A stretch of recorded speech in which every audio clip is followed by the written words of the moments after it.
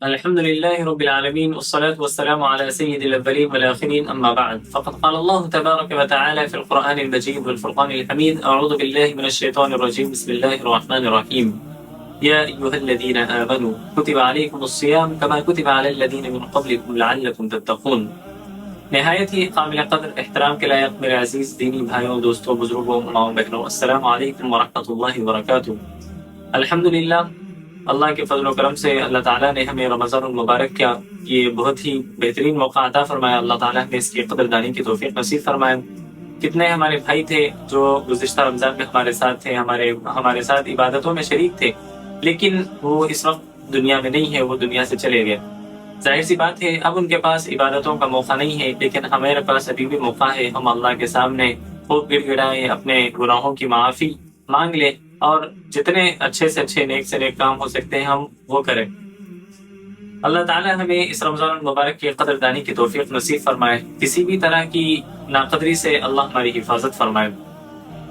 میں نے آپ لوگوں کے سامنے جو قرآن مجید کی آیت پڑھی ہے، یا ایھا الذین آمنوا کتب علیکم الصیام کما کتب علی الذین من قبلکم لعلکم تتقون، یہ وہ آیت ہے جو جس سے ہمیں روزوں کی فرضیت کا علم ہوا، جو روزوں کے فرضیت کا اعلان کرنے والی ہے، اور تمام امت اسلامیہ کے لیے قیامت تک روزوں کی فرضیت کے لیے دلیل ہے یہی آیت، یا ایھا الذین آمنوا کتب علیکم الصیام کما کتب علی الذین من قبلکم لعلکم تتقون۔ کیا ہے اس کا مطلب؟ اے ایمان والو، یا ایھا الذین آمنوا، اے ایمان والو، کتب علیکم الصیام، تم پر روزے فرض کیے گئے، کما کتب علی الذین من قبلکم، جیسے کہ تم سے پہلے امتوں پر روزے فرض کیے گئے تھے، لعلکم تتقون، اب روزوں کا مقصد کیا ہے؟ تاکہ تم متقی بن جاؤ، پرہیزگار بن جاؤ، اللہ سے ڈرنے والے بن جاؤ۔ اس آیت کے اندر ہم غور کریں گے تو ہمیں بہت ساری چیزیں ملتی ہیں۔ سب سے پہلے اللہ تعالیٰ نے جو ہمیں مخاطب کیا ہے، اللہ تعالیٰ نے کن الفاظ کا انتخاب کیا ہے اس کو دیکھنے کی بات ہے۔ یا ایھا الذین آمنوا، اے ایمان والو۔ اللہ چاہتا تو یا ایھا الناس بھی کہہ سکتا تھا، لیکن نہیں، یا ایھا الذین آمنوا کہا، یعنی اے وہ لوگوں جنہوں نے اللہ سے وعدہ کیا ہے، اللہ سے عہد کیا ہے کہ ہم اپنی زندگی آپ کی بندگی کے ساتھ گزاریں گے، ہم آپ کے بندے ہیں، آپ کے حکم کے بندے ہیں، ہم یہ نہیں دیکھیں گے کہ کون سا کام مشکل ہے، کون سا آسان ہے، کون سا کام بار بار کرنے کے لیے اللہ حکم دے رہے ہیں، کون سا کام ایک بار کرنے، ہمیں اس سے کوئی مطلب ہی نہیں ہے، اللہ نے حکم دے دیا، بس ہمیں کرنا ہے۔ تو اللہ تعالیٰ کہہ رہے ہیں کہ اے ایمان والو، یعنی جو عہد کر چکے ہیں کہ اللہ کی بندگی کا، اللہ کے حکم کی بندگی کا، پہلے ہی لفظ میں اللہ تعالیٰ نے ہمیں گویا ترغیب دے دیا، اے ایمان والو۔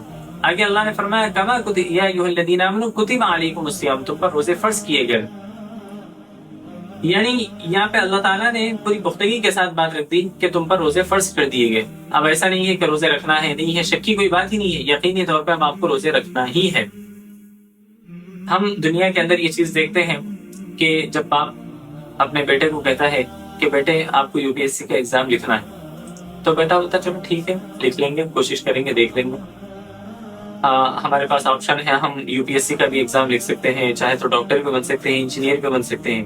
لیکن جب باپ پوری پختگی کے ساتھ یہ بات کہہ دیتا ہے کہ بیٹے آپ کو UPSC ہی کا ایگزام لکھنا ہے، آپ کو IPS آفیسر ہی بننا ہے، اس کے علاوہ کوئی آپ کے پاس چانس نہیں ہے، تو اب بچے کے دماغ میں آ جاتا ہے کہ بھائی ڈاکٹر انجینئر سب چھوڑ دو، اب ہمیں IPS آفیسر ہی بننا ہے، اسی کے لیے محنت کرنا ہے، یعنی بات پکی ہو گئی۔ تو اللہ فرما رہا ہے کتب علی الذین، یا ایھا الذین آمنوا کتب علیکم الصیام، کتب علیکم الصیام کے اندر فرضیت کا اعلان ہو گیا۔ اب یہ نہیں ہے کہ رہنا ہے، نہیں ہے، نہیں، یہ آپشن ہی ختم ہو گیا، نہیں رہنا ہے وغیرہ، اب رہنا ہی رہنا ہے، یہ اللہ تعالیٰ فرما رہے ہیں۔ آگے اللہ تعالیٰ نے فرمایا کما کتب علی الذین من قبلکم، جیسا کہ تم سے پہلے امتوں پر روزے فرض کیے گئے تھے۔ یہ بھی انسان کی فطرت ہے کہ انسان جب کوئی نئے راستے کو اختیار کرتا ہے، ایسا راستہ اختیار کرتا ہے جس پہ ابھی تک کوئی انسان نہیں چلا، تو اس کو تھوڑا ڈر لگتا ہے، گھبراتا ہے کہ ارے بھائی میں یہ جو راستہ اختیار کیا ہے، راستہ مجھے اختیار کرنا چاہیے تھا کہ نہیں کرنا چاہیے تھا، اس کو ڈر لگتا۔ لیکن اگر وہ ایسا راستہ اختیار کیا جس سے پہلے بہت سارے لوگ چل چکے تھے، تو اس کے لیے زیادہ پریشانی کی بات نہیں ہے۔ وہ ہوتا ہے کہ بھائی میں کوئی پہلا آدمی نہیں ہوں، میرے سے پہلے بہت سارے لوگ ہیں جو اس راستے پہ چل چکے ہیں، لہٰذا میں بھی چل جاؤں گا، اگرچہ تھوڑا مشکل ہے لیکن چل جا سکتے ہیں، ناممکن نہیں ہے۔ تو اللہ فرما رہے ہیں کما کتب علی الذین من قبلکم، جیسے تم سے پہلے امتوں پر روزے فرض کیے گئے تھے، یعنی ترغیب پہ ترغیب، ترغیب پہ ترغیب، آسانی پہ آسانی، مثالوں کے ذریعے سے اللہ تعالیٰ یہ بات کو سمجھا رہا ہے۔ اس کے بعد اللہ فرما رہے ہیں کما کتب علی الذین من قبلکم لعلکم تتقون. اب روزوں کا مقصد کیا ہے؟ ایسے ہی رہنا ہے بھوکے پیاسے، کھانا پانی نہیں ہے ہمارے پاس. لوگ کہتے ہیں نا کہ کئی کو ہم روزے رہنا، ہمارے پاس کھانا نہیں ہے، پانی نہیں ہے. ہمارے پاس سب کچھ ہے. روزے تو ان لوگ رہتے جن کے پاس کھانا پانی نہیں ہے، جو فقیر ہے، جو بھکاری ہے، ان لوگوں کے لیے ہے روزہ، ہمارے لیے نہیں ہے. ایسا نہیں ہے معاملہ. اللہ فرما رہے ہیں تاکہ تم متقی بن جاؤ. روزے کا ایک مقصد ہے. روزے کا مقصد یہ نہیں ہے کہ صرف بھوکے پیاسے رہنا ہے، نہیں. روزے کا مقصد یہ ہے کہ تاکہ تم متقی بن جاؤ، پرہیزگار بن جاؤ، اللہ سے ڈرنے والے بن جاؤ. سوال پیدا ہوتا ہے تقویٰ کسے کہتے ہیں؟ متقی کس شخص کو کہا جاتا ہے؟ تقویٰ کسے کہتے ہیں؟ تقویٰ کے متعلق سیدنا عمر بن الخطاب رضی اللہ تعالیٰ عنہ آپ جانتے ہیں کتنے بڑے صحابی رسول ہے، جلیل القدر صحابی ہے. اور سیدنا ابو بکر صدیق رضی اللہ تعالیٰ عنہ کے بعد سب سے بڑا مقام و مرتبہ آپ ہی کا ہے. اس امت میں دوسرے نمبر پہ آپ ہی ہے. اللہ نے اتنے مقام و مرتبے سے آپ کو نوازا. آپ امیر المومنین ہیں. کتنی خوشخبری اللہ تعالیٰ نے، اللہ کے نبی نے آپ کو اس دنیا کے اندر دی. اللہ کے نبی نے فرمایا کہ اللہ کے نبی نے 10 صحابہ کے متعلق دنیا کے اندر فرمایا کہ جنت میں جائیں گے. ان میں سے ایک حضرت عمر رضی اللہ تعالیٰ عنہ عشرہ مبشرہ میں سے ہیں آپ. اور بہت ساری فضیلتیں آئی ہیں. لیکن اس کے باوجود اتنے بڑے مقام و مرتبے پہ ہوتے ہوئے حضرت عبداللہ ابن مسعود رضی اللہ تعالیٰ عنہ سے حضرت عمر رضی اللہ تعالیٰ عنہ پوچھتے ہیں کہ تقویٰ کسے کہتے ہیں؟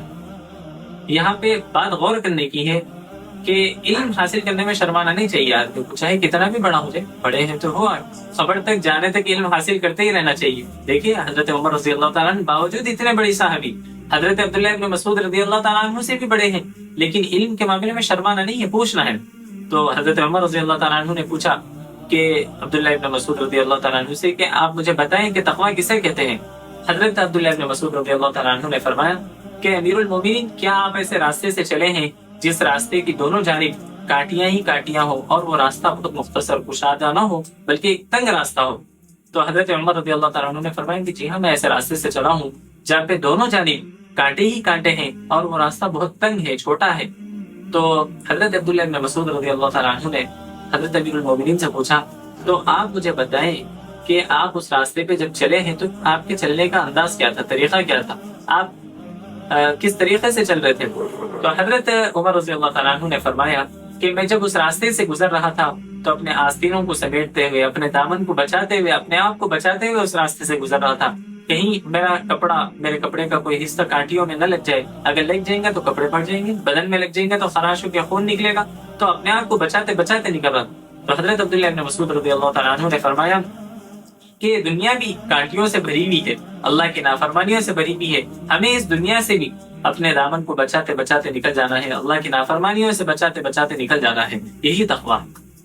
متقی کسے کہتے ہیں؟ جس کو دیکھ کر لوگوں کی زبانوں پر بے ساختہ آ جائے اے لوگوں، تم نے دنیا میں بہت سارے لوگوں کو دیکھا جو انسان نما جانور ہے. اگر تمہیں حقیقی انسان دیکھنا ہے تو آ جاؤ، میں تمہیں ایک حقیقی انسان دکھاتا ہوں. وہ دیکھو، وہ محمد رسول اللہ کا غلام ہے جو حقیقت میں انسان ہے، انسان نما جانور نہیں ہے. جس طریقے سے آج انسانوں کی وادی میں بہت سارے جانور ہیں، بہت سارے بھیڑیے ہیں، بہت سارے خنزیر ہیں، یہ انسان نہیں ہے، انسان نما جانور ہے. لیکن اگر تمہیں حقیقی انسان دیکھنا ہے تو آ جاؤ، محمد رسول اللہ صلی اللہ علیہ وسلم کے غلام کو دیکھ لو. یہ ہے متقی، یہ ہے تقویٰ.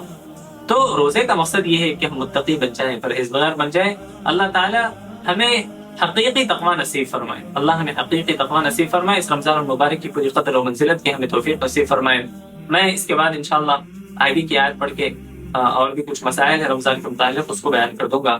اللہ تعالیٰ ہمیں ان باتوں کو سمجھنے کی توفیق نصیب فرمائے. وآخر دعوانا ان الحمد للہ رب العالمین.